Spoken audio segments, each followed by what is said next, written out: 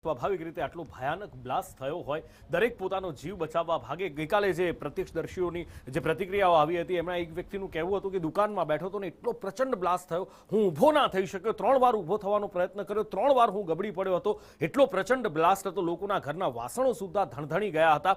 પણ આ બ્લાસ્ટ કરાવનાર કોણ એ સવાલ છે. આ બ્લાસ્ટ કરનાર કોણ? શું આ એક ફિદાઈન આત્મઘાતી હુમલો હતો? અને જ્યારે આ સવાલનો જવાબ મેળવવાના પ્રયત્નો કરીએ તો એક નામ આવે છે, ઉમર. શું છે એ ઉમરની કુંડળી? ધવલ પાસેથી જાણીએ.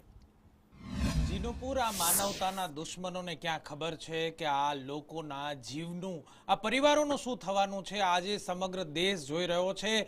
દેશની રાજધાની દિલ્હીમાં જે ગઈકાલે એટલે 23 કલાક પહેલા જે ઘટના બની, અને એનો મુખ્ય આરોપી એટલે આતંકી ઉમર મોહમ્મદ, જે એક ડોક્ટરેટ છે, એક MBBS કે અન્યત્ર ડોક્ટરની અભ્યાસ કર્યા બાદ આ વ્યક્તિએ હુમલો કર્યો હતો. અને કાલે જે આત્મઘાતી હુમલો થયો છે તેના સમાચાર જ્યારે મળે છે ત્યારે સમગ્ર દેશ સ્તબ્ધ થઈ જાય છે.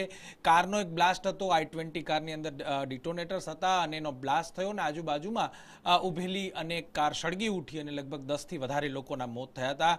જ્યારે NIA, NSG અને સમગ્ર IB સહિતની ટીમ સમગ્ર દેશભરમાં જ્યારે તપાસ કરવામાં પહોંચી ત્યારે તેનું પગેરું જમ્મુ કાશ્મીરના પુલવામામાં મળ્યું કે આ ડૉક્ટર ઉમર મોહમ્મદ, એનું ઘર તો પુલવામામાં છે અને પુલવામાથી પોલીસે, જમ્મુ કાશ્મીર પોલીસ અને NIAની ટીમ દ્વારા તેના ભાઈઓ, તેની માતા અને એના પિતાની પણ અટકાયત કરવામાં આવી છે. બધાને શ્રીનગર લાવીને એમની સઘન પૂછપરછ પણ કરવામાં આવી રહી છે. તો બીજી બાજુ તેની માતાના DNA સેમ્પલ પણ લેવામાં આવ્યા છે કે ઉમરની ડેડ બોડી સાથે મેચ કરવામાં આવે.